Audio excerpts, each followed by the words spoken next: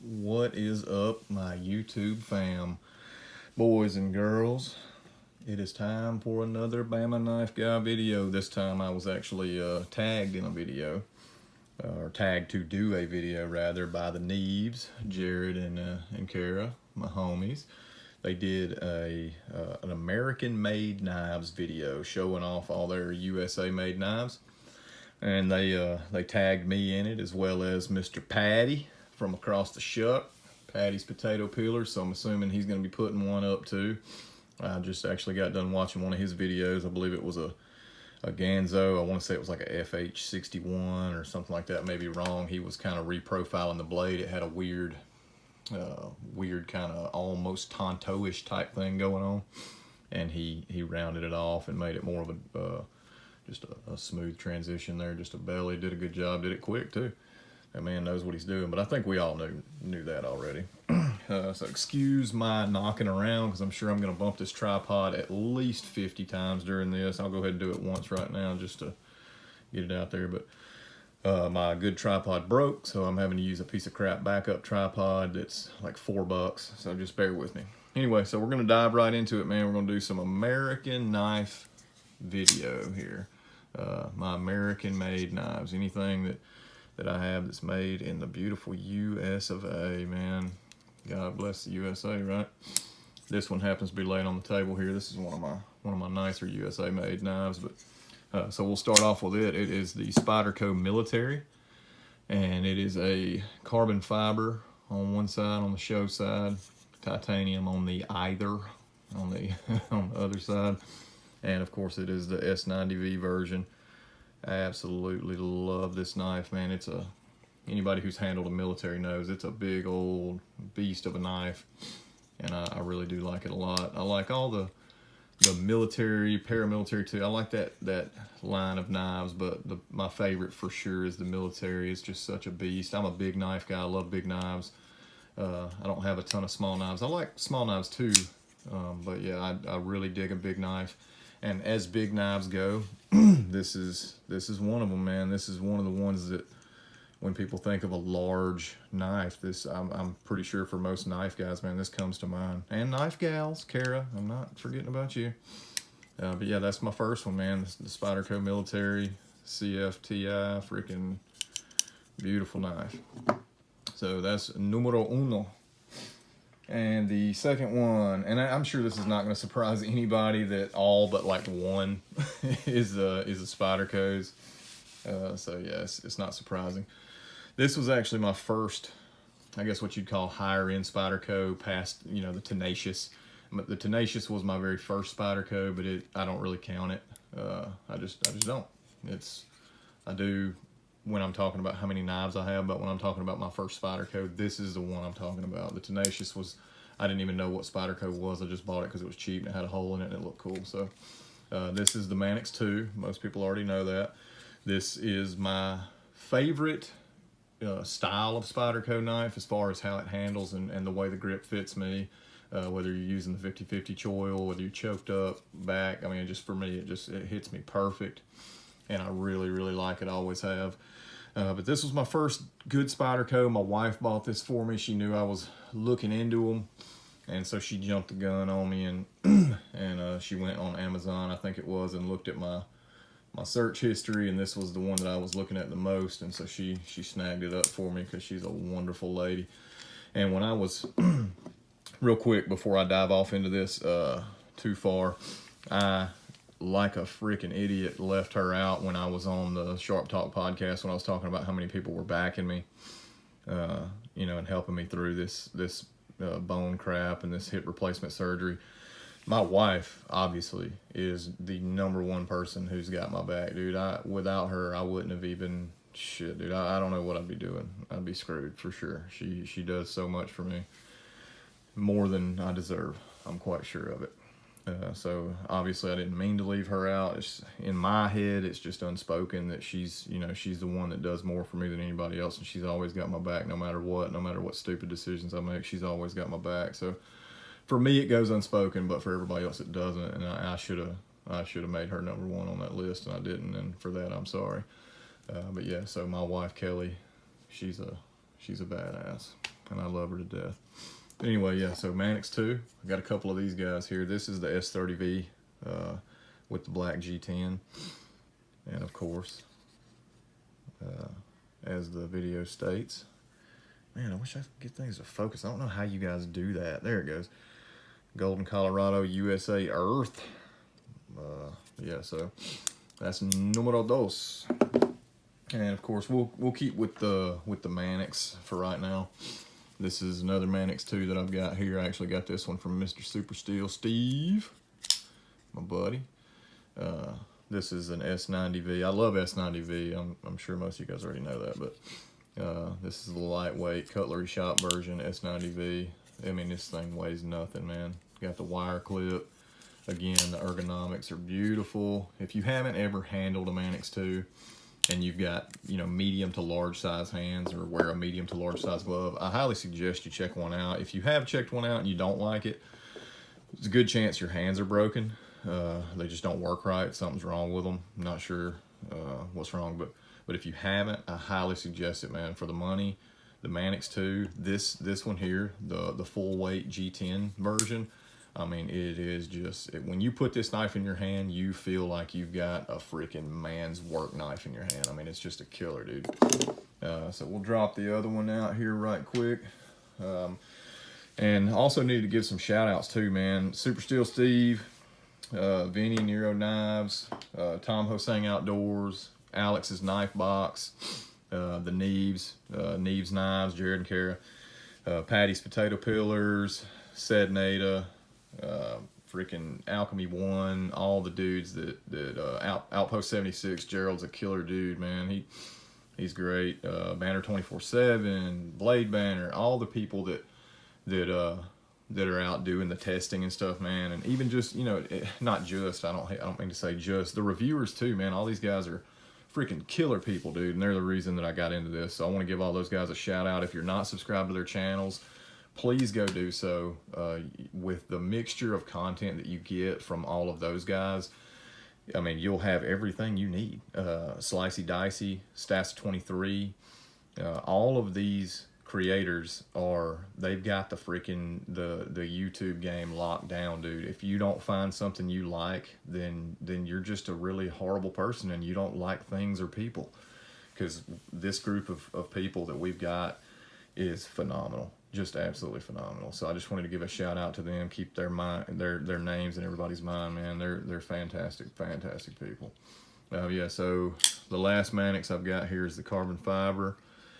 It is the CPM 154 S90V version. This is actually a second. This is a factory second. It had a weird lamb line. Obviously, you can see I freaking scratched it too, like a dumbass. But the lamb line on it was really freaking awkward, man. You can see it right there. Goes from, you know, like I don't know, 1/4 of an inch down to almost nothing, and then on the other side, it's really wide. It's just a weird lamination, so that's what made it a second. You can see the. Damn, what is up with this focusing, man? Now I see why you guys are always dealing with that. This is definitely a hassle. Anyway, you can see the notch in there.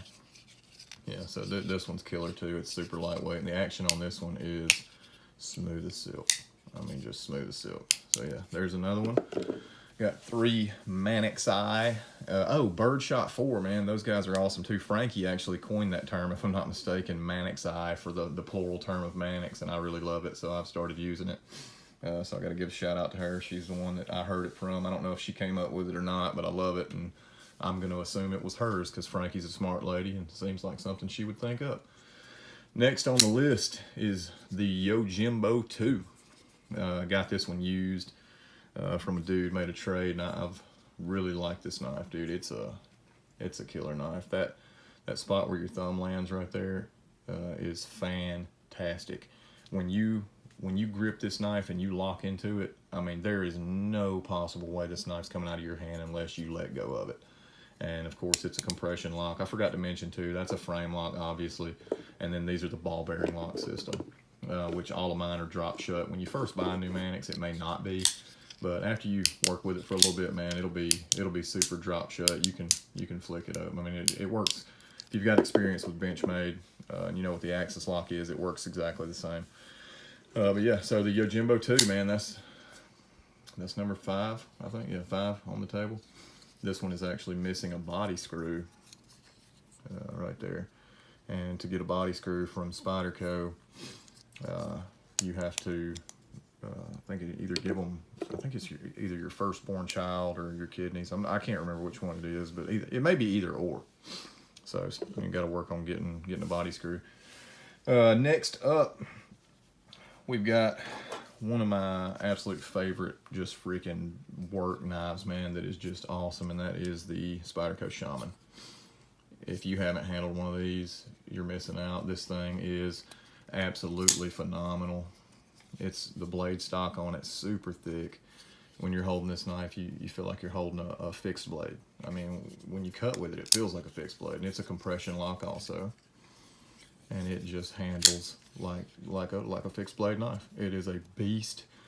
It's well balanced. The handles do me well. The only thing I really don't like too much, excuse me, I had to hiccup there. They could have chamfered the inside of the scales just a little bit more, and I did modify this one, and I cut the little nubby off right there that everybody hates, because on on these knives, man, when you close it up, when you've got your finger in the compression lock, it knocks your finger out of there, and that just really irritated me. So I took a grinder to mine and I ground that down, and I like it much more now. I liked it still when it had the nub, but now it's 10 times better in my opinion. So that's the 6th one on the table is the Spyderco Shaman. Yep. So next up is the Spyderco PM2, the OG in the family, man. Everybody that's a Spyderco dude, I think, has at least had one of these in their hands at one time or another. This lanyard right here was a gift to me from Corey Glasser, one of my homeboys. He's one of my best friends, and he gifted that to me one day. Just kind of sent me some random stuff, and that was in there. And he knew I'd put it on here because it matches so beautifully. I think he made this lanyard, and he did a phenomenal job. It's a Spartan helmet with double colors, black and blue, with a bead up here. Really nice. But this is actually a black DLC S30V with Bento box shop scales on it, and I really like this one a lot. I don't carry it as much anymore. I'm not sure why I don't. I guess it's because I've been burning through so many knives here lately. But I really do like the PM2. It had a nice deep carry clip on it, and I took it off. I robbed it to put it on something else. But this is a fantastic knife too. Anybody that's handled Spydercos enough knows about the PM2 and knows it's a phenomenal. Oh, and I'm throwing it. It's a phenomenal option for EDC. Probably, in my opinion, one of the best. And super thin behind the edge, as are all of these. I don't really think there's many except for maybe the Shaman and the Yojimbo that aren't super thin, but PM2 definitely really thin behind the edge. Great slicer. So yeah, that is the I don't know, next to last. But anyway, sorry, let me get rid of this notification here. All right, so let me bump you down just a hair. I forgot to mention too, this is my EDC today was my little Olight. I think it's a S1A baton. My Savage Gentleman notebook here. A knife joker pen, which I always have in my pocket. Well, almost always. And today, I was actually carrying the Spyderco Military, and then I had a Tuya knife Cebu in my Carta that I was carrying too. Oh, and I had the smock in my back pocket because I was 3-ing it up today. Anyway, moving on. So PM2, killer knife. The little brother to that one is the Para 3. Anyone who hasn't handled a Para 3, which I'm sure at this point everyone probably has, if you have not, I highly recommend it. It's a smaller version of the PM2, and the PM2 is a smaller version of the military. So you got your military. Let me clear some space here, sorry. Just make a little bit of room on the table. So you got your military, you got your paramilitary 2, slightly smaller, and then you got your Para 3, which is even smaller than that. And as far as EDC goes, for most people, this is going to be the better option, unless you're like me and you like carrying a freaking sword in your pocket like a jackass, like you got something to prove. I will say And I think everybody agrees with this who has discussed this topic. Unless you like having a ton of knives sticking out of your pocket, man, you'll definitely require a deep carry clip on this one. I have no clue why they felt the need to put the lanyard hole where they did, but they did. Can't really change it. I think they did change it up on the Para 3 lightweight, which we're all so freaking thankful for because that sucked. But I threw a deep carry clip on here, and it is a game changer for this knife. It sits so deep, but when you first get it, man, I mean, you got this much knife sticking out of your pocket. It's quite a bit. But yeah, this is a fantastic carry option. Also compression lock like the PM2. I don't know why I'm explaining these knives as if people don't know what the hell a PM2 and a Para 3 is, but there's a lot of people out there that are just getting into it, and I guess these comments are for you guys, man.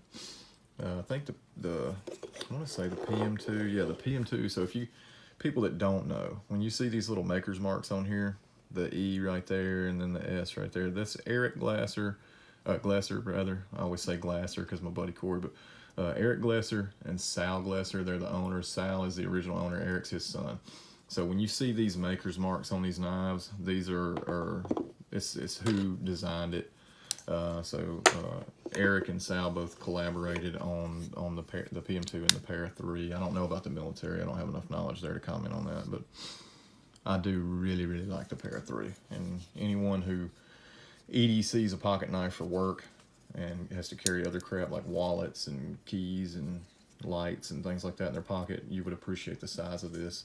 Super thin knife, has a great footprint in the pocket, and still big enough to just really get the job done. You can get all 4 fingers on it relatively easily, even with large hands.